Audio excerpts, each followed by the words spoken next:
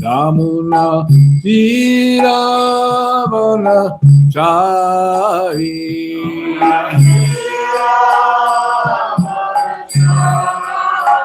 Yamuna Tiravana Chari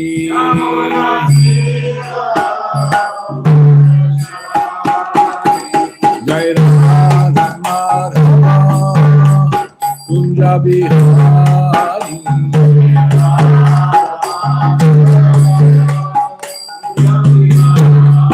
Jai Radha Madhava Kunja Bihari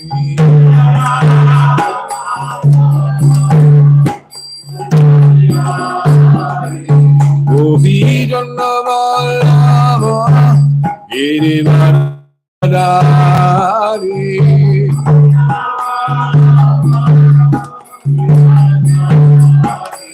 Gopi Jannavallabha Girivardhari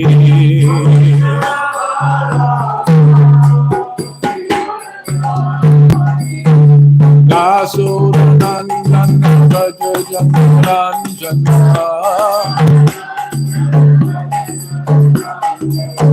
Dasodanandana Vajajananjana Namunatiravana-chari Namunatiravana-chari Vedana-madhava-gunja-bihari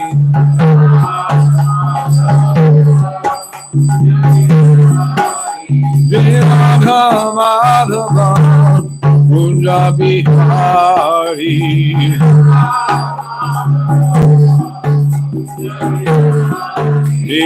Radha-madhava Gunja-bihari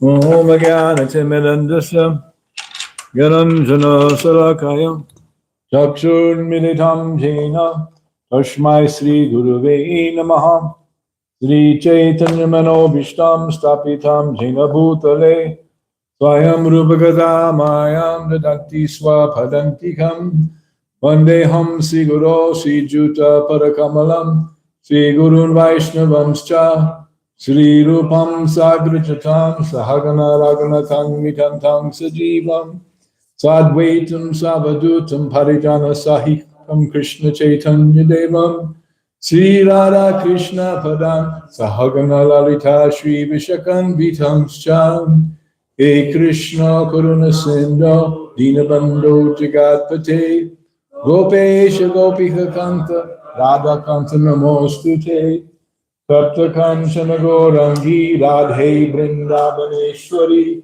Vrishabhanu Sute Devi Pranamami Hari Priye Vanchaka Pachurvascha Kripa Sindhu Bhivacha Patijanam Bhavanebhyo Vaishnavebhyo Namo Namaha Jaya Sri Krishna Chaitanya Prabhu Nityananda Sri Advaita Gadadhar Srivasari Gaura Bhakta Hare Krishna, Krishna Krishna, Hare Hare, Hare Rama, Rama Rama, Hare Hare. Om Namo Bhagavate Vasudevaya. Om Namo Bhagavate Vasudevaya. Om Namo Bhagavate Vasudevaya. Narayanam Namaskritya Naram Chaiva Narottamam Devim Saraswatim Vyasam Tato jaye mudirayet Nasta preshu badreshu Nityam bhagavat shevaya Bhagavad Yuttama shloke Bhakti bhavati naistaki. Today is Thursday, June 20th, 2024. It is the day of the summer solstice. Although when I was a kid, I always thought it was the 21st, but they have changed it. Yeah. Which means it's the longest day of the year, not that any day is longer than another, all are 24 hours, but it's the most amount of daylight from sunrise to sunset. It's the longest day in that sense.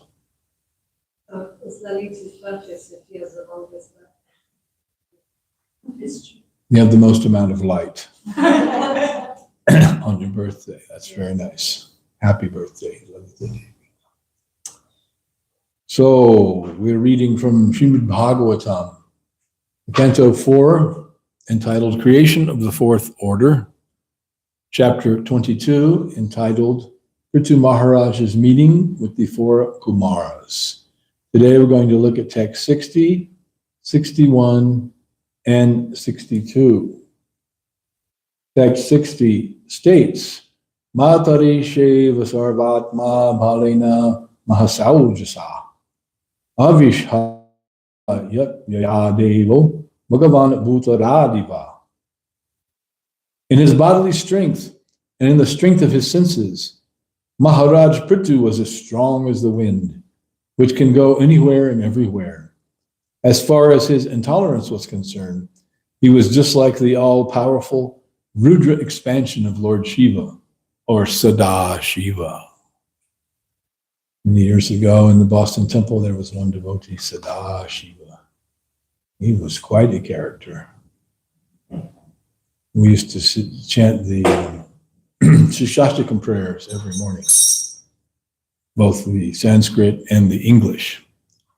And when we would do the English part, he was very funny. He would kind of rock back and forth with his eyes tightly shut, like this.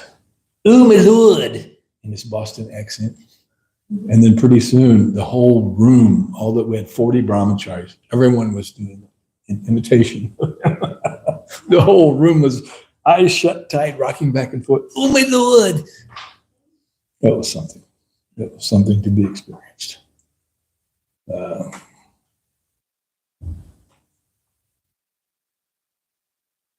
So text 61.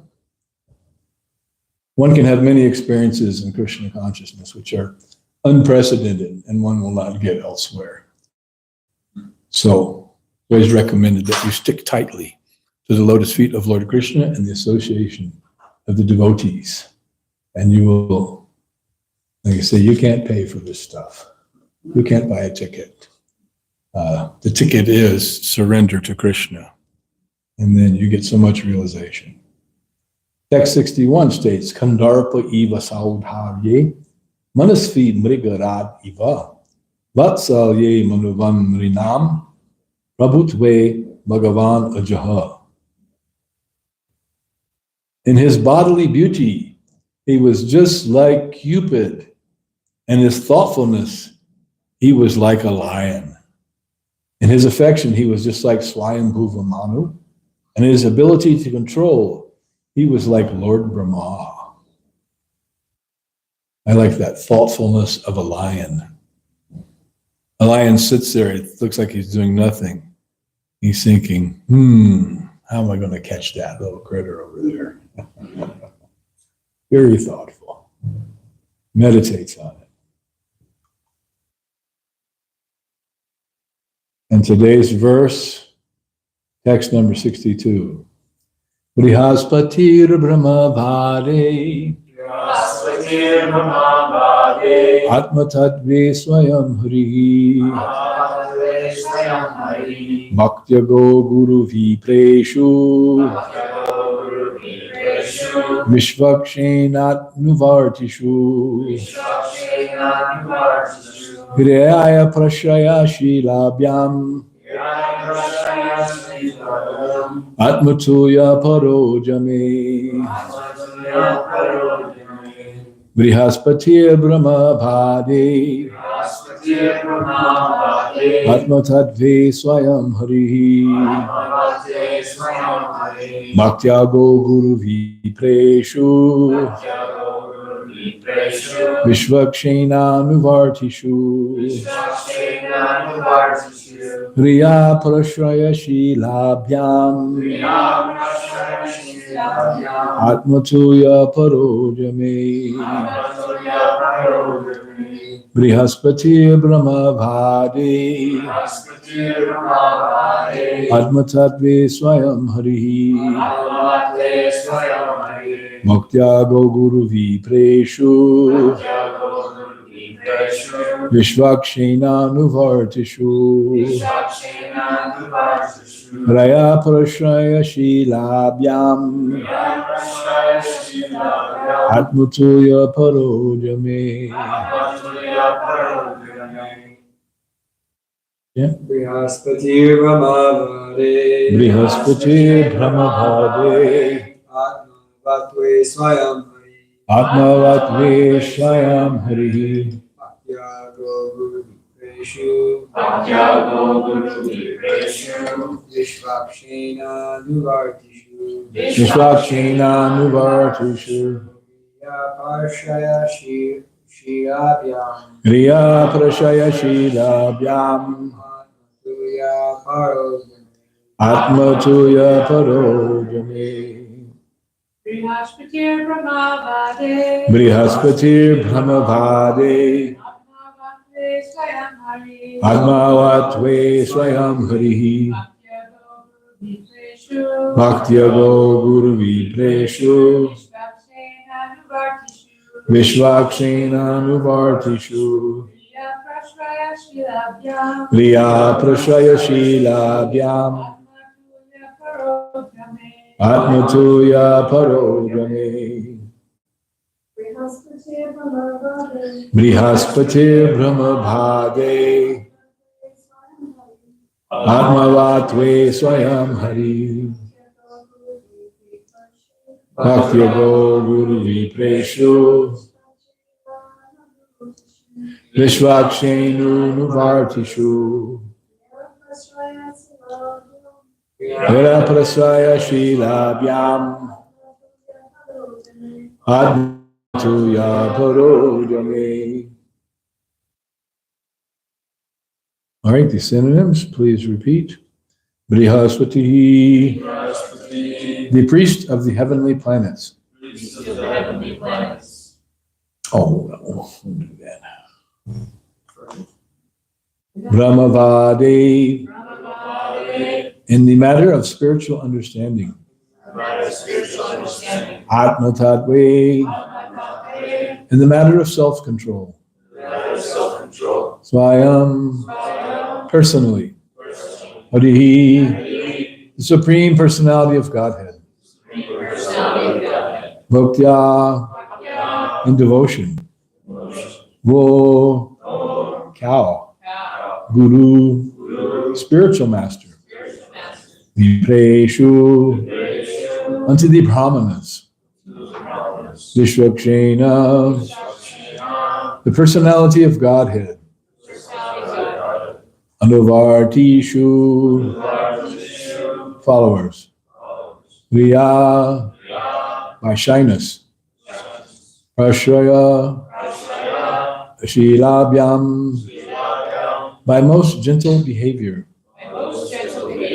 Atmatuya, exactly like his personal interest. Paraujame, in the matter of philanthropic work. Translation by His Divine Grace, Srila Prabhupada. In his personal behavior, Ritu Maharaj exhibited all good qualities, and in spiritual knowledge, he was exactly like Brihaspati. In self-control, he was like the Supreme Personality of Godhead himself. As far as his devotional service was concerned, he was a great follower of devotees who were attached to cow protection and the rendering of all service to the spiritual master and the brahmanas. He was perfect in his shyness and in his gentle behavior. And when engaged in some philanthropic activity, he worked as if he were working for his own personal self. We'll go straight to the purport by His Divine Grace, Srila Prabhupada. When Lord Chaitanya talked to Sarvabhauma Bhattacharya, the Lord honored him as the incarnation of Brihaspati. Brihaspati is the chief priest of the heavenly kingdom, and he is a follower of the philosophy known as Brahmavad or Mayavad. Brihaspati is also a great logician. It appears from this statement that Maharaj Prithu, although a great devotee constantly engaged in the loving service of the Lord, could defeat all kinds of impersonalists and Mayavadis by his profound knowledge of Vedic scriptures. We should learn from Maharaj Prithu that a Vaishnava or devotee must not only be fixed in the service of the Lord, but, if required, must be prepared to argue with the impersonalist Mayavadis with all logic and philosophy and defeat their contention that the absolute truth is impersonal. The Supreme Personality of Godhead is the ideal self-controller, or brahmachari. When Krishna was elected to be president of the Rajasuya Yajna performed by Maharaj Yudhishthir, Grandfather Bhishma Dev praised Lord Krishna as the greatest brahmachari. This is Krishna, who had 16,108 wives. Because Grandfather Bhishma Dev was a brahmachari, he was quite fit to distinguish a brahmachari from a vyabhichari. Although Prithu Maharaj was a householder and father of 5 children, he was still considered to be most controlled. One who begets Krishna-conscious children for the benefit of humanity is actually a brahmachari. One who simply begets children like cats and dogs is not a proper father. One may ask whether the children are like cats and dogs or the begetter is begetting like cats and dogs. There's double meaning there. The word brahmachari also refers to one who acts on the platform of Brahman or devotional service. In the impersonal Brahman conception, there is no activity. Yet, when one performs activities in connection with the Supreme Personality of Godhead, he is known as a brahmachari. Thus, Prithu Maharaj was an ideal brahmachari and grihastha simultaneously. Vishvaksheno Navartishu refers to those devotees who are constantly engaged in the service of the Lord. Other devotees must follow in their footsteps. Srila Narottam Das Thakur said, Ichai Gosaniyandra Muni Taradas. I am prepared to become the disciple of anyone who follows in the footsteps of the 6 Goswamis. Also, like all Vaishnavas, Maharaj Prithu was devoted to cow protection, spiritual masters, and qualified brahmanas. Prithu Maharaj was also very humble, meek, and gentle. And whenever he performed any philanthropic work or worthwhile activity for the general public, he would labor exactly as if he were tending to his own personal necessities. In other words, his philanthropic activities were not for the sake of show, but were performed out of personal feeling and commitment. All philanthropic activities should be thus performed. End of the purport. Wonderful purport. And computer also do all these weird things. Brihaspati Brahma Bhadi Atmavatve Shayam Hari Bhaktyago Guruvi Preshu Vishwakshena Nuvartishu Priya Prashaya Shila Vyam Atmatuya Paro Jame. In his personal behavior, Prithu Maharaj exhibited all good qualities, and in spiritual knowledge he was exactly like Brihaspati. In self-control he was like the Supreme Personality of Godhead himself. As far as his devotional service was concerned, he was a great follower of devotees who were attached to cow protection and the rendering of all service to the spiritual master and the brahmanas. He was perfect in his shyness and his gentle behavior.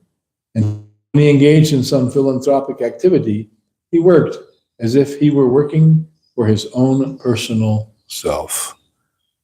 Mukum karati bachalam hangam lagayate gri jat kripa tamaham bande sigurum dinatharinum. So, wonderful verse. The glories of Prithu Maharaj are being expanded here in this later part of this 22nd chapter.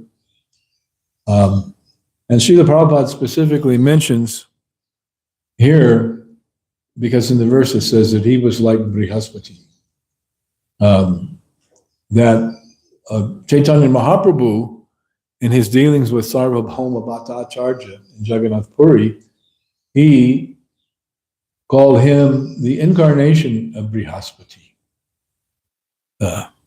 So that means that's generally praise, because Brihaspati is the spiritual master or the priest of all the demigods. And so generally speaking, the demigods are devotees, although Brihaspati is not referred to here as a devotee, but as a Brahmavadi or a Mayavadi. So certainly Sarvabhauma Bhattacharya was a Mayavadi. He was a dyed-in-the-wool, card-carrying Mayavadi of the first order. So strong was his erudition and realization of the philosophy of Shankaracharya, which is based on the Shariraka Bhasya, or the Shankaracharya's impersonalist commentary on the Vedanta Sutra, that he was the instructor of all the other Mayavadis, including the sannyasis. Although he himself was a grihastha, not a sannyasi, but he would instruct all the other sannyasis and everyone else about Mayavadi philosophy. So he was Mayavadi philosopher number one. Big man on campus, super Mayavadi, the Mayavadi amongst all the Mayavadis. So Chaitanya Mahaprabhu came to Jagannath Puri as ostensibly a 24-year-old sannyasi. That in itself is rather unusual. Generally, one takes sannyas in an advanced age. But Shankaracharya himself took sannyas at age 8. And many of the other Vaishnavacharyas also, in the early part of the Kali Yuga, took sannyas at a very young age, like Madhvacharya and others. But anyway, a 24-year-old sannyasi, rather striking. And not only was he 24 years old, but he was extremely beautiful. He's Krishna himself appearing as a devotee covered with the mood and sentiment of Srimati Radharani. Now, who's more beautiful than Radharani? Krishna. So he's Krishna and he's Radharani simultaneously. So extremely beautiful. So Sarvabhauma was thinking from the external point of view, oh, he's a young man. His senses cannot be in control. And look what a handsome devil he is. He's thinking like this. So therefore, I should instruct him in Mayavadi philosophy. And that way, he will become fixed up in Brahman and not be allured by any sense gratification. Therefore, he took it as his personal mission to instruct Chaitanya Mahaprabhu in Mayavadi philosophy. And Chaitanya Mahaprabhu, he's the Supreme Personality of Godhead, appearing as a devotee. He has no interest in Mayavadi philosophy whatsoever.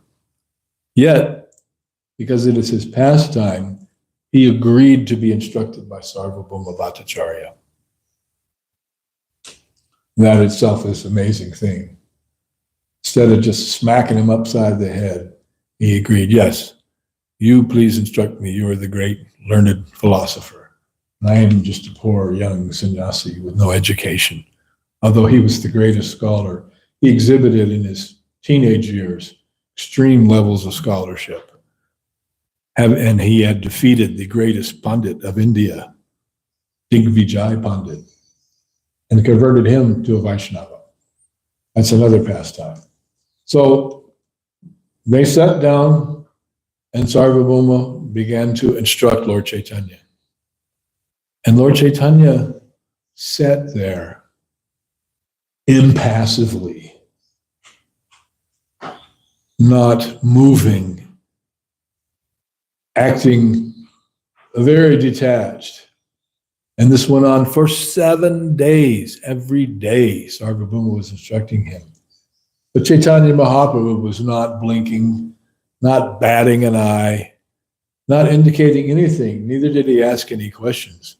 Finally, Sarvabhauma said, I've been instructing you for 7 days and you haven't said a word. Have you even understood anything that I have said? I was wondering, why didn't he react? Why didn't he seem like he was interested? And then finally, Chaitanya Mahaprabhu broke his silence. And he said, I understand everything about Vedanta, but this nonsense you're speaking makes no sense at all. I can't understand a word of this garbage. And Sarvabhauma was most shocked, being the leading philosopher in India, in the whole continent, subcontinent of India, the greatest, with the greatest reputation, the most erudite scholar. And he was just chastised by this young sannyasi, saying that what he was speaking was nonsense. And then Chaitanya Mahaprabhu continued, much to Sarvabhauma's great shock and amazement. Here he is, he's stunned. At this point, he's stunned. No one ever talked back to him because he was the greatest respectable teacher. He said, the meaning of Vedanta, it is self-explanatory. It is clear. It is like the sun. But with your nonsense explanation, you are trying to cover that sun with the clouds of speculation. Again, Sarvabhauma couldn't believe what he was hearing. And then Chaitanya Mahaprabhu continued on to explain Vedanta. And there was a crack in the outer Mayavadi shell of Sarvabhauma Bhattacharya. And then he asked Chaitanya Mahaprabhu, okay, so you tell me what is the real understanding. Then Lord Chaitanya instructed him in Vedanta. And he explained the Atmaram verse, Atmaramas chamunayon nigrantyak parukumi kurvanta hitu kim bhaktim itabhutagano hari. He explained it in first Sarvabhauma explained it, then Lord Chaitanya explained it in 64 different ways without touching any of the nonsense explanations of Sarvabhauma Bhattacharya. By this time, Sarvabhauma Bhattacharya was thoroughly bewildered. And he felt like his intelligence was blocked and he could not utter a word. And it is said about Sarvabhauma Bhattacharya that he was a dry mental speculator. He was so dry, he was like dry oil cakes from which all the oil has been pressed out or extracted. It's like rice cakes, only drier than that. One of our ISKCON sannyasis like to put the peanut butter on the rice cakes.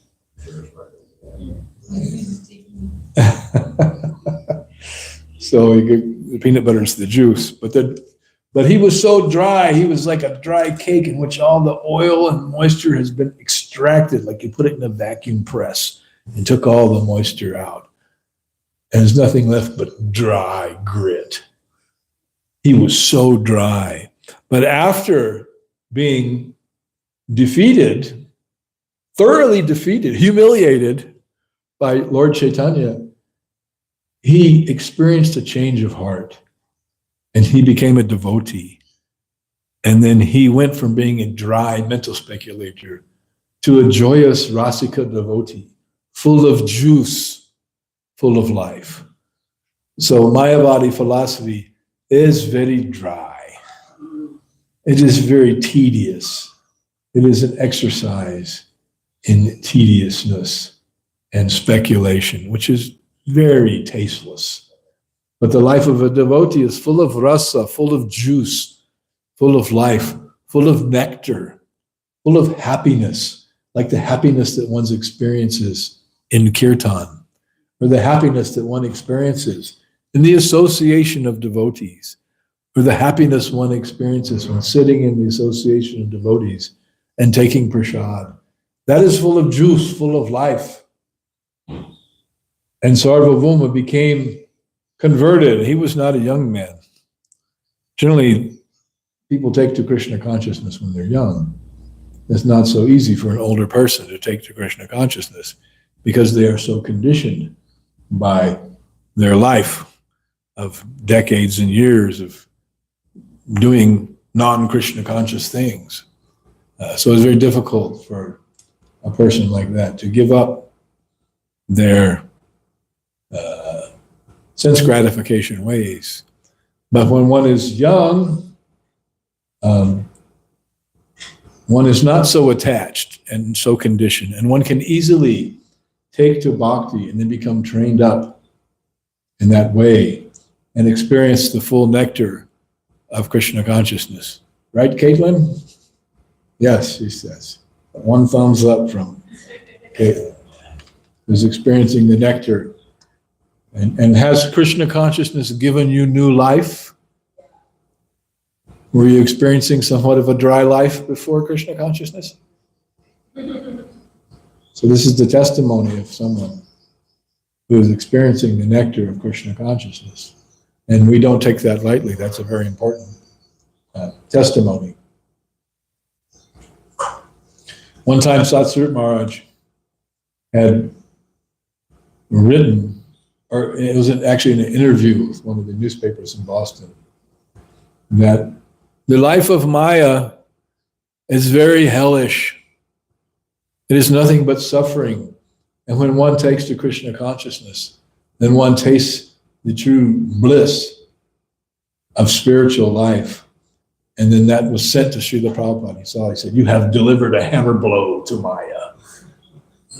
You have told them that they are suffering and that the only relief is to become spiritually enlivened in Krishna consciousness. And Prabhupada was very proud of his disciples for that kind of preaching in the newspaper for everyone to see. So Sarvabhauma Bhattacharya became a new man. And the next morning after this experience with Lord Chaitanya, dismantling his Mayavadi pride and attachment, Lord Chaitanya came to see him early in the morning, and he brought with him some prasad from the Jagannath temple. And so he basically woke up Sarvabhauma. And he had not even risen from bed or washed his face or washed his mouth or his hands or anything, which is what you do in the morning, first thing. You bathe, brush your teeth, you wash off the effects of the mode of ignorance of sleep. He had not done any of that. And then he heard him rising from bed and he distinctly chanted, Krishna, Krishna. And then Chaitanya Mahaprabhu came before him and gave him the prasad from his own hand. How fortunate is one to get the prasadam from the hand of Chaitanya Mahaprabhu. By the way, you know, Chaitanya Mahaprabhu was not a small person. He was a giant.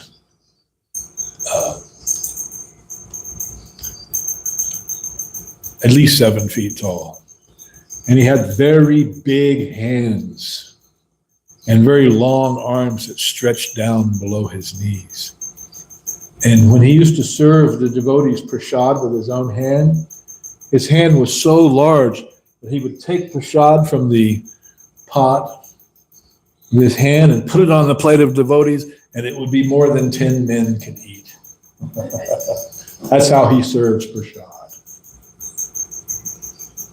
Would you like to get served prasadam like that? You would have to take it all. So that the devotees of Chaitanya Mahaprabhu, when they would take prasadam, Prabhupada writes in Chaitanya Charitamrita, they were not accustomed to taking small quantities of prasadam. the Vaishnavas, the associates of Chaitanya Mahaprabhu. First of all, their kirtan was unbelievably ecstatic. When all the Vaishnavas came from Bengal to Jagannath Puri to see Chaitanya Mahaprabhu, Sarvabhauma Bhattacharya and Maharaj Prataparudra were up on the roof of the palace. Prataparudra is the king, the Maharaj of Orissa, and Sarvabhauma Bhattacharya was a spiritual advisor to him. And Gopinathacharya, who's brother-in-law of Sarvabhauma Bhattacharya, was a great Vaishnava from Navadvip. They're actually both from Navadvip. And when they saw the associates coming into Jagannath Puri, and they were having this tremendous kirtan, and Maharaj Prataparudra said to Sarvabhauma and Gopinathacharya, I have never seen such kirtan like this. Who are these guys? I mean, this kirtan, it is out of this world. They are so ecstatic, and their singing is so melodious, and they are so tumultuous. Never have I seen such a thing. And then Gopinathacharya told him, yes, because they are great Vaishnavas. They are on the transcendental platform, and their kirtan is like nothing of this world. Golokera Premadhana Harinama Sankirtana, says Narottam Das Thakur in one song. That the Golokera Premadhana, the love, the Krishna conscious love of God that is present in Goloka, in the spiritual world, Golokera Premadhana Harinama Sankirtan has become manifest in this material world in the form of the Harinama Sankirtan, the chanting, the congregational chanting of the holy names of Krishna. So it is not some concoction. It is not some material creation either, but it is directly imported from the spiritual stratus. So that is the kirtan. And when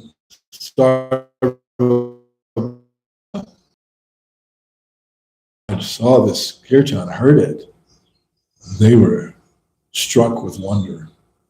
How wondrous is it?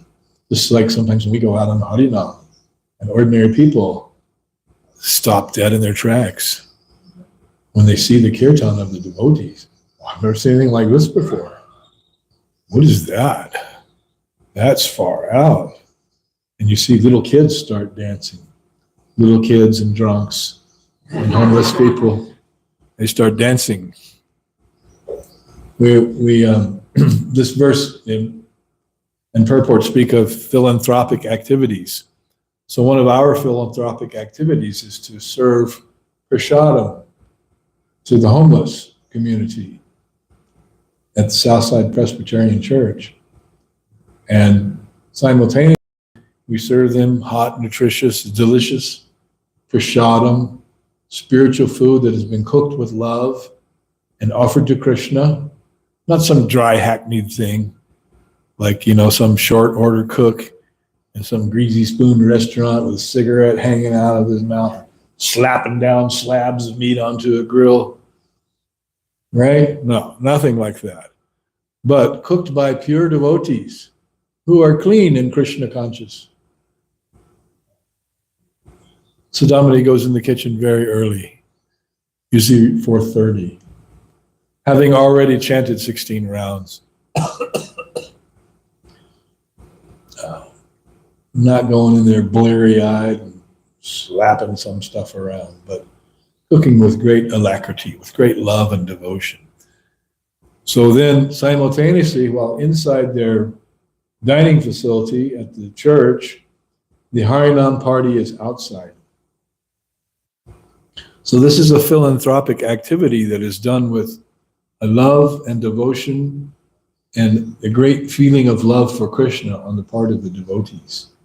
We're not just giving some food, we're giving prasad to these conditioned souls who are suffering so deeply in the clutches of illusion of the material energy thinking, I am this body, and suffering in so many ways from the effects of their bad karma, their karma. And sometimes we see their reactions. They become amazed. They become enlivened. And they become grateful. So much so that the regulars, every time we come have kirtan, used to be they'd come all deep in the modes of darkness and mental confusion. And now we see when they come and they say they smile and wave. I remember one fellow one time, not that long ago, a few months back, maybe 6 months ago, the kirtan party was outside the door. And he came and he kind of leaned over and he did this slow dance, gradually walking, moving, slow dance, and his eyes were closed. And he was really in the groove of the Harinam Kirtan. He was absorbed. I was astonished to see that behavior from that homeless fellow. He was in the groove. So many years ago, I was involved with a program that was called Krishna Fest. And Krishna Fest, we would have big kirtan with a sound system and a generator, everything, in front of the Air and Space Mall in Washington, D.C., which is the most visited museum in the world. And especially in the springtime, you have these bus loads of middle schoolers and high schoolers coming from all over the country to visit Washington, D.C., you know. Hooray for a flag, holy high, let our stars and our stripes. It's like a patriotic thing. I come to Washington, D.C., the great home of democracy, the American way, and Abraham Lincoln, and, you know, all that. And so the Air and Space Museum is a big favorite. So right there, across the little road from the Air and Space Museum is the gravel walkways of what's known as the mall in DC. We would have our kirtan party. And then we'd have a table with books and neck beads. Oh, they love the neck beads. And the kids would all mob the table, literally mob the table, wanting to get books and neck beads. They're really into an amazing experience to be mobbed by hundreds and hundreds and hundreds of young teenagers. And then we would have a dance contest. We would announce there's going to be a dance contest. And whoever dances the best and chants the mantra the loudest will win a free book. It'll be a first prize, second prize, and a third prize. So the kids, of course, were up for the challenge. And then the band would play. We had keyboard and bass and guitar. And Gunagari Maharaj used to play the thing called a drum cat. Had these different pads, and he played bass drum and snare drums. And he was very good on the drums. He was famous for that. And the kids would dance. Now, because I was not strictly speaking a brahmachari, although I wasn't married at the time, Maharaj would put me in charge of judging the winners of the dance contest because he's a sannyasi. He doesn't want to look at the girls dance. So that was the etiquette. So I accepted that austerity, and I would watch the kids dance while I played the bass or the guitar. And it was always so much fun. But there was one girl, this one girl, and her eyes were closed. And she was literally dancing in ecstasy, not some flashy, showy kind of thing, but completely heartfelt absorption in the kirtan. It was definitely coming from the soul, and she was responding in that way. And her dance, she must have been 16 years old. Her dancing was so nice, and she was so serious and so absorbed. It wasn't like some kids, goofing off or something like that, because sometimes we get some of that too. And by the way, when we'd have the dance contest, the brahmacharis would go out into the crowd and dance with the kids. So it was very nice. Incredible experience. You have to, just hearing about it doesn't really transmit the full experience. But this girl was so absorbed in the holy name. Her eyes were closed. She was chanting the mantra along with the kirtan and dancing in the most beautiful way. And so clearly on that day, she was the first prize winner, which was a, small book, paperback book. So that is Golokera Premadan Harinam Sankirtan. Now there is a song that Srila Prabhupada quotes in this purport by Srila Narottam Das Thakur. It's on page 80 of the songbooks that are in the cabinet, if someone wants to get a few of those out. It's called Harinam Sankirtan by Srila Narottam Das Thakur. And we're going to sing that song and understand Narottam Das Thakur's expression of this mood of devotion of the Sankirtan movement of Sri Chaitanya Mahaprabhu. Does everyone have it?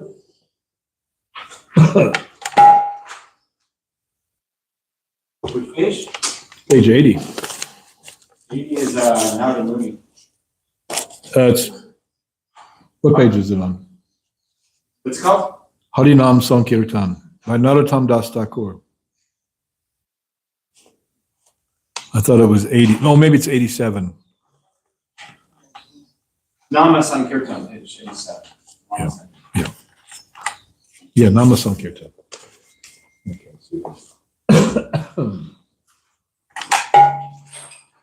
Hari Haraya Nama Krishna Jadavaya Namaha.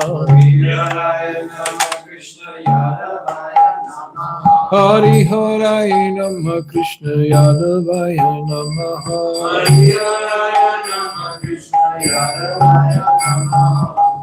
Yadavaya Madhavaya Keshavaya Namaha. Radhavaya Madhavaya Keshavaya Namaha.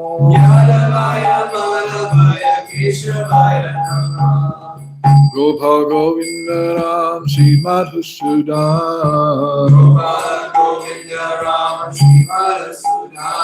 Giri Hari Gopinatha Mala Namaha. Sri Chaitanya Nityananda Sri Advaita Sita.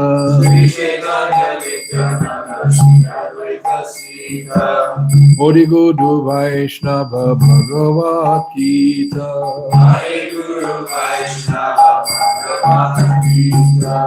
Sri Rupa Sanatana Bhakta Raghunatha. Sri Jiva Gopala Bhakta Dasa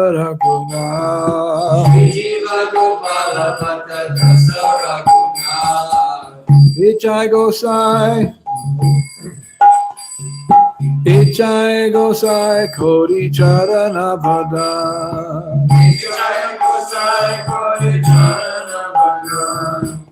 Jahoite Vignana Sagishapura.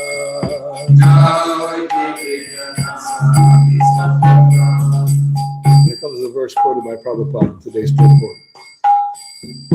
Ichai Gosai Jar Muri Tarada.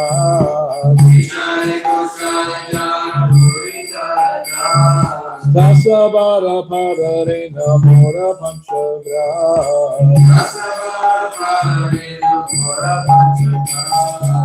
Nandara Charane Se Bhumaki Sameba.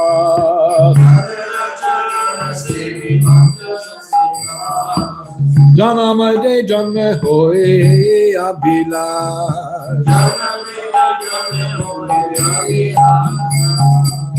Ichai Gosai Jabi Braje Kolaba.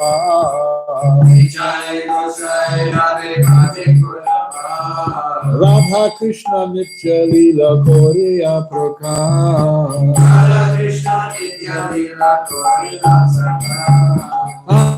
Nanda Bolo Hori Bhaja Vrindavan. Sri Guru Vaishnava Pade Madhyayama.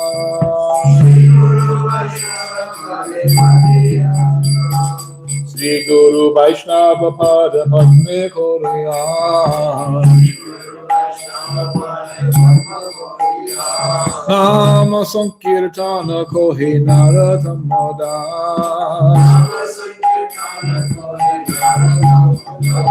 Hari Haraya Namah Krishna Yadavaya Namaha. Hari Haraya Nama Krishna Yadavaya Namaha. Yadavaya Madhavaya Keshavaya Namaha. Yadavaya Madhavaya Keshavaya Namaha. Hare Krishna, Hare Krishna, Krishna Krishna, Hare Hare, Hare Rama, Hare Rama, Rama Rama, Hare Hare. Hare Krishna, Hare Krishna, Krishna Krishna, Hare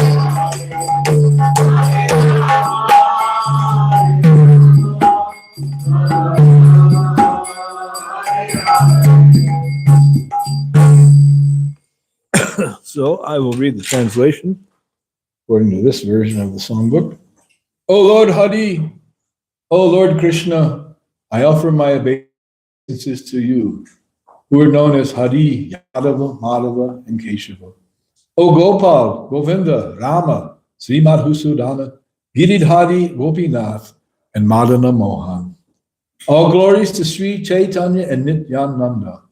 All glories to Sri Advaita Acharya and his consort, Sri Lasita Thakurani.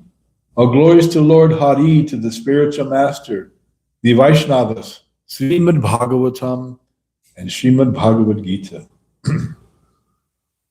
All glories to Sri Rupa Goswami, Sanatana Goswami, Raghunath Bhatta Goswami, Sri Jiva Goswami, Gopala Bhatta Goswami, and Raghunath Dasa Goswami. I offer my obeisances to the feet of these 6 Goswamis.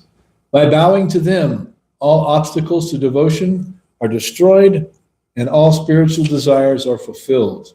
And this is the verse quoted by Srila Prabhupada in today's purport. I am the servant of that person who is a servant of these 6 Goswamis.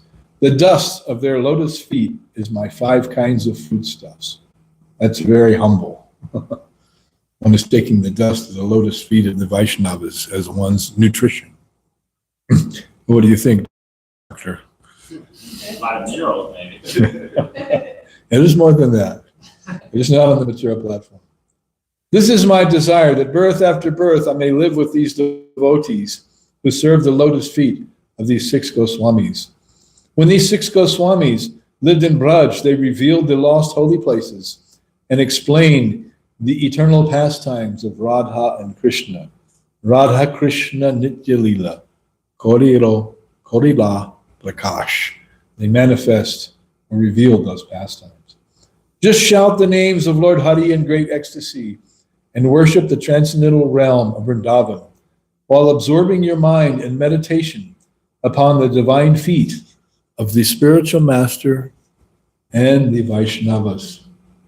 Desiring to serve the lotus feet of Sri Guru and the Vaishnavas, Narottam Das sings this Sankirtan of the holy names of Lord Hari. And this is written in the 16th century, just after the disappearance of Lord Chaitanya Mahaprabhu. So there's a lot of deep meaning in there that we can meditate upon. So that will be all for now, except for, let's see.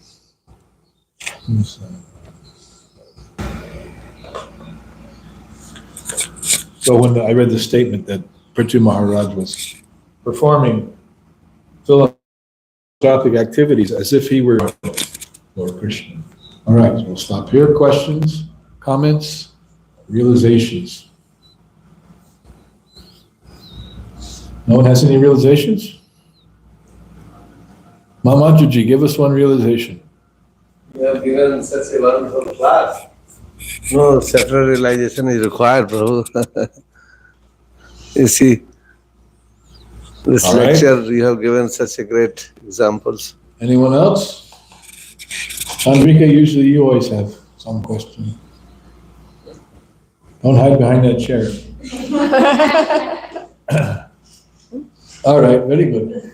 So thank you, yes, Kirtaneshwar Prabhu. Yeah, I was trying to go to the purple. So Brihaspati is a Brahmavadi or Mayavadi? It's Mayavadi, Prabhupada says here. Wow, I did not know that. That's because you always hear about.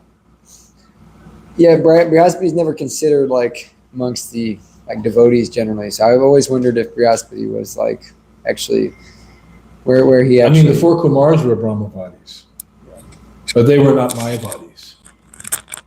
And then the opportunity came to smell the tulsi leaves offered to the lotus feet of the Lord, and they experienced a change of heart. Well, it's described in the Navavidan Mahatmya that I'm not saying that describes this particularly, but a lot of the, the characters in the Krishna Leela, like Indra and so many different demigods, they take birth, and like with Lord Chaitanya, and that's their liberating. That's when they become liberated, is when they take birth with Lord Chaitanya. So, as Brihaspati, by taking birth, like Lord Brahma came, he offended Krishna, and then he came as Haridas and perfected his existence. So Brihaspati also became perfected in the association of Mahaprabhu. Yes, when the Lord comes, the demigods always want to come and take birth and assist the Lord in his pastimes. And they consider that a great mercy. It happened in the time of Krishna, and again, it happened in the time of Chaitanya Mahaprabhu. That the Lord does not come alone. When he comes, he's not a loner. He has a lot of associates and friends and people he wants to come. Like when he took birth, when he appeared as Krishna, then the whole Yadu dynasty took birth. They're all demigods. And they were connected to Krishna, so they were very rich, and they were powerful, extremely powerful, undefeatable. And so therefore Krishna found it necessary to end the Yadu dynasty, to bring about their annihilation, because they were too powerful to stay on the earth without him to check them. Once he is leaving, then they have to go. Because otherwise it'd be an incompatible situation. They were too powerful without Krishna to keep them in check. All right, yes? I have a question. Yes, doctor. When Sarvabhauma Bhattacharya saw Lord Chaitanya dancing in ecstasy in front of Lord Jagannath, and he asked everybody to, and Chaitanya collapsed. Lord Chaitanya collapsed, and he asked take him back to his house. What sort of worship is he doing at Lord Jagannath's temple, and why would he be associated with Lord Jagannath if he's a Mayavadi? These things are going on. This is a great Leela. I mean, he was like the chief Brahmana of Jagannath Puri. So naturally, he was very influential and powerful. He was an advisor to King Prataparudra, and he was intimately involved with the Jagannath temple. So when Sarvabhauma would come, hey, whatever Sarvabhauma says, that goes, because he's the head Brahmana. He's the most learned Pandit. He's the court Pandit. So when he saw Chaitanya Mahaprabhu swoon in ecstasy and then fall on the ground unconscious, he was like, whoa. Well, this is a very beautiful sannyasi. I've never seen such a beautiful personality. And he has fainted in the temple. What is this? Bring him to my house and let me examine him. So he was examining him, and he put a piece of cotton in front of his nostrils to see that he was alive. He was still breathing. And then he was looking at Lord Chaitanya and he said, look at all these symptoms of a great personality that are in his body.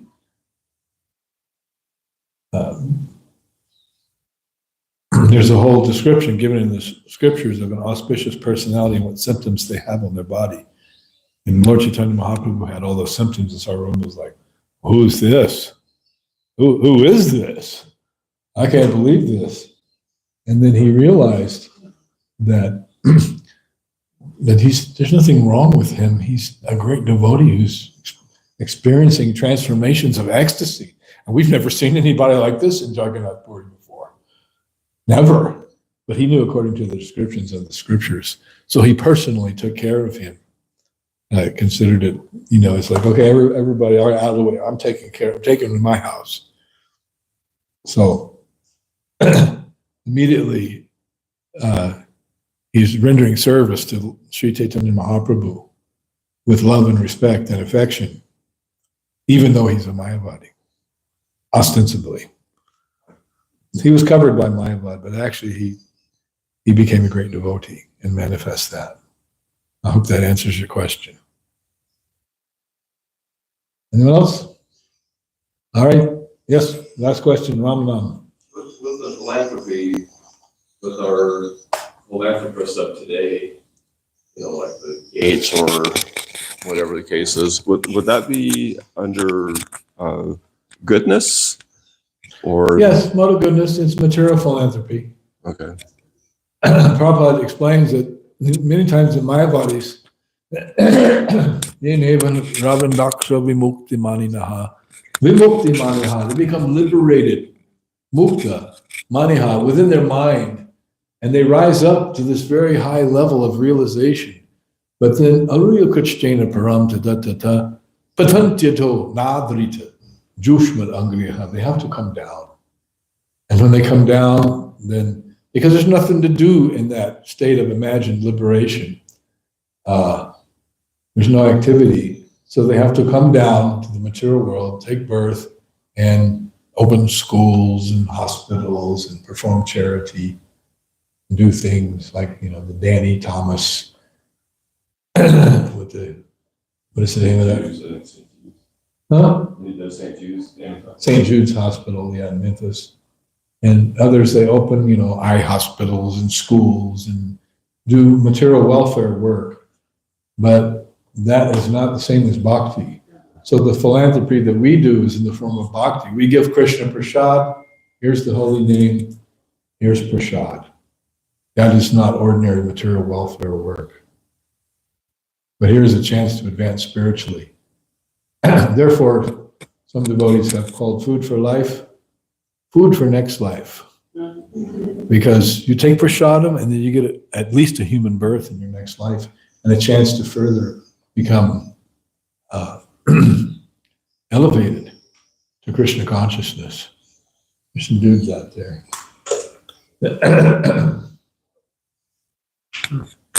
Check them out. So we'll stop here. Thank you all very much. Lord Shri Chaitanya Mahaprabhu, Sankirtan Movement Ki Jai.